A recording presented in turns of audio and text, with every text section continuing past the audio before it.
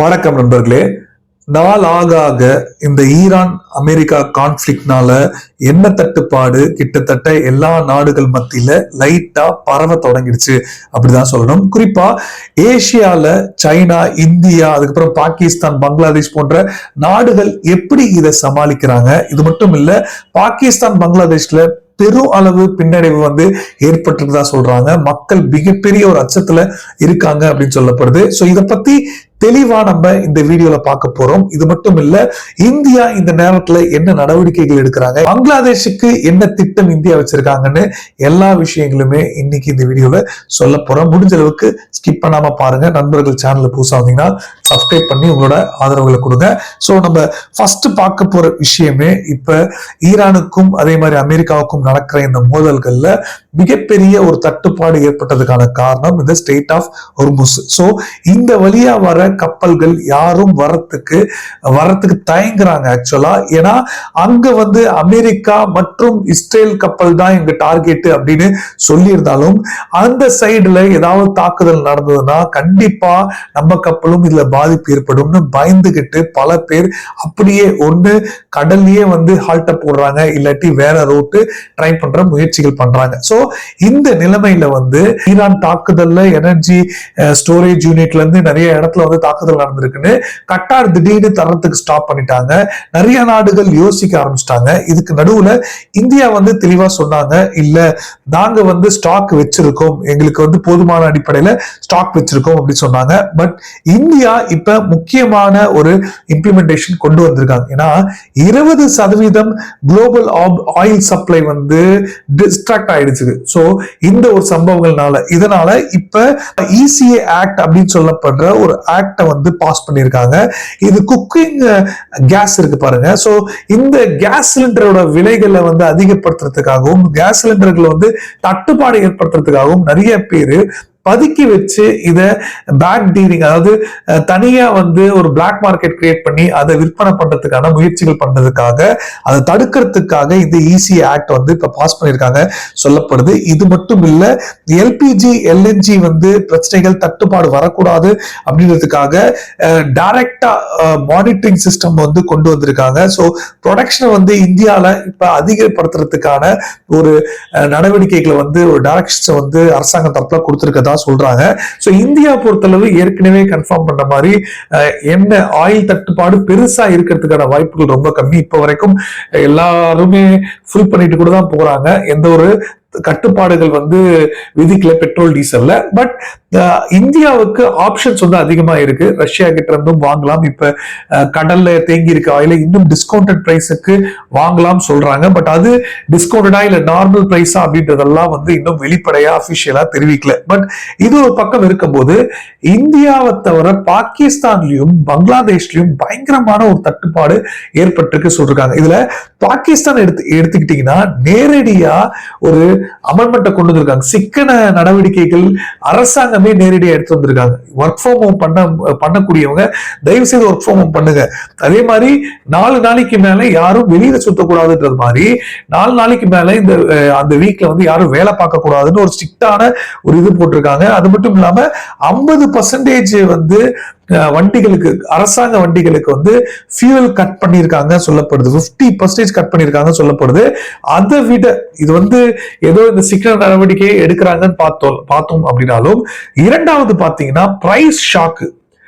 விலை ஒரே நாள்ல பாகிஸ்தான்ல 55 ரூபாய் பாகிஸ்தான் மதிப்புல ஏறி இருக்கு சொல்றாங்க. ஃபியூல் பிரைஸ் 55 ரூபாய் ஏறி இருக்குன்னு சொல்றாங்க. சோ இது லார்ஜஸ்ட் சிங்கிள் டே இன்க்ரீஸ் ஹிஸ்டாரிக்கலா இதுதான் முதல் டைம் சொல்றாங்க. சோ கொரோனா வைரஸ் தாக்கத்துக்கு முன்னாடி, இந்த 5 வருஷத்துக்கு முன்னாடி என்ன மெஷர்மெண்ட் எடுத்துட்டு வந்தாங்களோ அதையே எடுத்துட்டு தான் வந்தாகணும். வேற வழி இல்லாம இப்ப ஒரு மிகப்பெரிய ஒரு அச்சத்துல பாகிஸ்தான் அரசாங்கமே இருக்கு. சரி, அரசாங்கமே இப்படி இருக்கும்போது இப்ப மக்கள் அச்சத்துல இருக்க மாட்டாங்களா? ஆமா, சோசியல் அன்ரெஸ்ட் ஏற்பட்டு கிட்டத்தட்ட ஒட்டுமொத்த பொதுமக்களும் கிடைக்கிற தண்ணியை ஃபீல் பண்ணி வைக்கிற மாதிரி கிடைக்கிற இடங்கள்ல பேனிக்ல ஏகப்பட்ட பெட்ரோலும் டீசலும் வாங்கி வாங்கி வாங்கி ஃபில் பண்ணி அவங்க ஸ்டோர் பண்ணி வச்சுக்கிறாங்க சொல்லப்படுது. சோ பேனிக்ல ஒண்ணு வாங்கும் போது இன்னும் டிமாண்ட் அதிகமா கிரியேட் ஆகும், இன்னும் கிடைக்காம போகும், பிளாக் மார்க்கெட்டுக்கு ஓபன் ஆகும். சோ இதெல்லாமே இப்ப பாகிஸ்தான் ஒரு விதமான தடுக்கிறதுக்கான முயற்சிகள் மேற்கொண்டு இருக்காங்கன்னு சொல்லப்படுது. சோ இப்ப இது ஒரு பக்கம் பாகிஸ்தான், இன்னொரு பக்கம் பங்களாதேஷ். சோ பங்களாதேஷ்ல என்ன நிலைமைன்னு பாத்தீங்கன்னா அங்கேயும் ரெஸ்ட்ரிக்ஷன்ஸ் கொண்டு வந்திருக்காங்க அரசாங்கம். இப்ப இருக்க புதிய அரசாங்கம் கொண்டு வந்திருக்காங்க.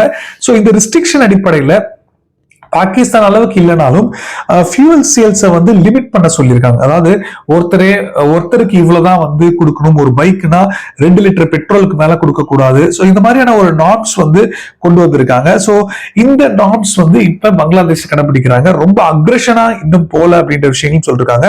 இருந்தாலும் இண்டஸ்ட்ரியல் இம்பாக்ட் வந்து பங்களாதேஷ்க்கு ஏற்பட்டிருக்கு. ஏன்னா ஃபெர்டிலைசர் ஃபேக்டரிஸ் எல்லாம் வந்து நினைச்ச மாதிரி இஷ்டத்துக்கு கேஸ் சப்ளையும் வரல, டீசல் சப்ளையும் இல்லை அப்படின்ற ஒரு காரணத்தினால இப்ப வந்து அவங்க ஷட் டவுன் பண்ண வேண்டிய ஒரு கட்டாயம் ஏற்பட்டிருக்கு. இப்பதான் அதுவும் இந்த கான்ஃபிளிக் காமிச்சு ஒரு சில தினங்கள் தான் ஆச்சு, அதுக்குள்ள அவங்க ஷட் டவுன் பண்ற நிலைமைக்கு இன்னைக்கு தள்ளப்பட்டிருக்காங்க. சோ இன்ஃப்ராஸ்ட்ரக்சர் ஸ்ட்ரெஸ் பாத்தீங்கன்னா மூணாவதா கிட்டத்தட்ட எல்லா இடங்களையும் எல்லா பெட்ரோல் பங்க்லயும் லாங் கியூ, பப்ளிக் ஃப்ரஸ்ட்ரேஷன் வந்து இன்க்ரீஸ் ஆயிருக்குன்னு சொல்லிருக்காங்க. கண்ட்ரி இப்ப 95% வந்து ஒரு நாடு 95% எனர்ஜியை வந்து இம்போர்ட் பண்றாங்க, மற்ற நாடுகள் கிட்ட இருந்து வாங்குறாங்கன்னா எப்படி இருக்கும் இதோட டிஸ்ட்ரப்ஷன் அப்படின்றது நீங்களே கெஸ் பண்ணிருக்கோங்க. சோ இங்கதான் இந்தியா அவங்களோட ரோலை பிளே பண்றாங்க. இதுதான் ரொம்ப முக்கியமான ஒரு தருணமா இருக்கு. ஏன்னா இந்தியா வந்து இப்ப பங்களாதேஷுக்கு கிட்டத்தட்ட 5000 மெட்ரிக் டன் டீசல்ல வந்து வழங்குறதுக்கு முடிவு பண்ணிட்டாங்க. சோ இது கிட்டத்தட்ட 2 நாள்ல 5000 டன் டீசல்ல டெலிவரியே பண்ண முடியும் பங்களாதேஷுக்கு. அந்த அளவுக்கு இன்னைக்கு இந்தியா டெவலப் பண்ணி வச்சிருக்காங்க. கிரிட்டிக்கல் ஃபியூல் ஷார்டேஜ் காரணங்கள்னால ஏற்கனவே போட்ட அக்ரிமெண்ட் அடிப்படையில இங்கதான் முக்கியமா பார்க்க வேண்டியது இருக்கு. 15 வருஷத்துக்கு சைன் பண்ணியிருக்காங்க 2017.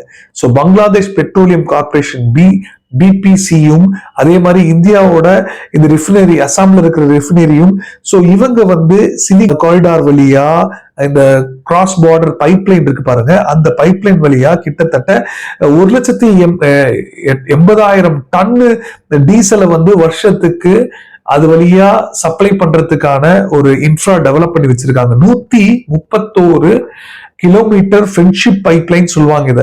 சோ இந்த பைப்லைன் வந்து அசாம்ல இருந்து ஈஸியா வெஸ்ட் பெங்கால் வழியா பங்களாதேஷ கொண்டு போய் சேர்ற மாதிரி இந்த டெவலப்மெண்ட் வந்து இப்ப இதன் மூலமா இந்த 5000 டன்னு மெட்ரிக் டன் உள்ள டீசலை வந்து இந்தியா நல்லிணக்க அடிப்படையில அவங்களுக்கு கொடுக்கறதுக்கு ஒத்துக்கிட்டாங்க. இது வந்து ஃபியூவல் எய்டு அப்படின்னு சொல்லலாம். காசுக்கு கொடுத்தாலும் இப்போதைக்கு யாரும் காசுக்கு கூட கொடுக்காத நிலைமையில இன்னைக்கு இருக்கு. பட் 5000 டன் அப்படின்றது ரொம்ப நாளைக்கு பத்தாது, எங்களுக்கு இது இன்னும் இன்க்ரீஸ் பண்ணணும் அப்படின்ற ஒரு குரல்களும் வர தொடங்கியிருக்கு. அதுக்கு இந்தியா இப்போதைக்கு செவி சாய்ப்பாங்கன்னு நமக்கு தோணல. இந்தியாவோட பர்பஸ் எப்படி இருக்கு, இந்தியா ஆனுவல் அப்படின்ற ஒரு கேட்டகரி வச்சிருக்கனால அது இன்னும் கொஞ்சம் நேரம் கழிச்சு கொஞ்சம் கொஞ்சமா கொடுக்கறதுக்கான வாய்ப்புகள் இருக்கும் தான் தோணுது. பட் இந்தியாவை பொறுத்தளவு டீசல் ஷார்டேஜோ இல்ல பெட்ரோல் ஷார்டேஜோ இல்ல அப்படின்ற விஷயங்களை வந்து தெரிவிச்சிருக்காங்க. சோ மொத்தமா பாத்தீங்க அப்படின்னா ஃபியூவல் இம்போர்ட் வந்து பங்களாதேஷ் 50,000 டன் டீசல் வாங்க வேண்டிய ஒரு கட்டாயம் இருக்கு அடுத்த 4 மாசத்துக்குன்னு சொல்றாங்க. சோ இதை ரிசர்வ் வந்து ஸ்டெபிலைஸ் பண்றதுக்காக இந்தியா கிட்டேயே திருப்பி வந்து நிக்கிறதுக்கான வாய்ப்புகள் இருக்கு அப்படின்னு சொல்றாங்க. இந்த நிலைமையில கூட பாகிஸ்தானுக்கு உதவுறதுக்கு நாடுகள் இல்லை. பங்களாதேஷை வச்சு ஸ்ட்ராட்டஜி இம்பார்ட்டன்ஸை வந்து கொண்டு வரணும்னு நினைக்கிற பாகிஸ்தான் ஒரு தோல்வியை தான் சந்திச்சிருக்காங்க. இது வரைக்கும் இதை நான் சொல்லலைங்க, பாகிஸ்தான் ஊடகங்கள் வந்து தெளிவா சொல்றாங்க. பாகிஸ்தான் இப்ப கிட்டத்தட்ட தனிமைப்படுத்தப்பட்ட மாதிரி வேற வழி இல்லாம சவுதியை விட்டா யுஏஇ விட்டா சவுதின்ற நிலைமை தான் இன்னைக்கு அவங்க தள்ளப்பட்டிருக்காங்க. பட் இது எவ்வளவு நாளைக்கு அவங்களால தாக்கு பிடிக்க முடியும், அடுத்த ஆல்டர்னேட்டிவ் என்ன பண்ண போறாங்கன்ற விஷயங்கள் கேள்விக்குறியா இருக்கு. ஸோ பங்களாதேஷை பொறுத்தளவு அட்லீஸ்ட் அவங்களுக்கு வந்து ஒரு எமர்ஜென்சி பட்டன் இருக்கு. ஸோ அங்க ஏதாவது கிரைசிஸ் நடந்ததுன்னா இந்தியா அவங்க போட்ட பேக்ட், இதுக்கு முன்னாடி போட்ட எந்த ஒப்பந்தங்களும் பெருசா தூக்கி கடப்புல போடல. ஸோ அதை வந்து மதிச்சு ரெஸ்பெக்ட் இந்தியா ஒரு உதவிகள் பண்ணிருக்காங்க அப்படின்றதுதான் ரொம்ப தெளிவா தெரியுது. சோ கண்டிப்பா இது வந்து ஒரு முக்கியத்துவம் வாய்ந்த ஒரு மாற்றமா இருக்கும் அப்படின்னு தான் நமக்கு தோணுது. பங்களாதேஷ் இந்தியாவுக்கு இடையிலான இந்த பிரச்சனைகளை வந்து கொஞ்சம் சுமூகமான ஒரு தீர்வு பார்க்கலாம், இல்ல இனி இந்த உறவுகள் பைலேட்டரல் ரிலேஷன்ஸ் வந்து பழைய நிலைமைக்கு கொண்டு வர முடியல அப்படின்னாலும் அட்லீஸ்ட் மோசமான நிலைமையில இருந்து ஒரு யூஸ்வல் நிலைமைக்கு கொண்டு வரதுக்கான முயற்சிகள் மேற்கொள்ளலாம் இப்ப இருக்கிற அரசாங்கம் அப்படின்றதா எனக்கு தெரியுது. நீங்க என்ன நினைக்கிறீங்க அப்படின்றத மறக்காம கீழே கமெண்ட்ல சொல்லுங்க, நானும் தெரிஞ்சுக்கிறேன். சோ இதோட நம்ம இந்த வீடியோ நிறைவு செஞ்சுப்போம். கடைசி வரைக்கும் பார்த்தமைக்கு நன்றி. ஜெய்ஹிந்த், பாய்.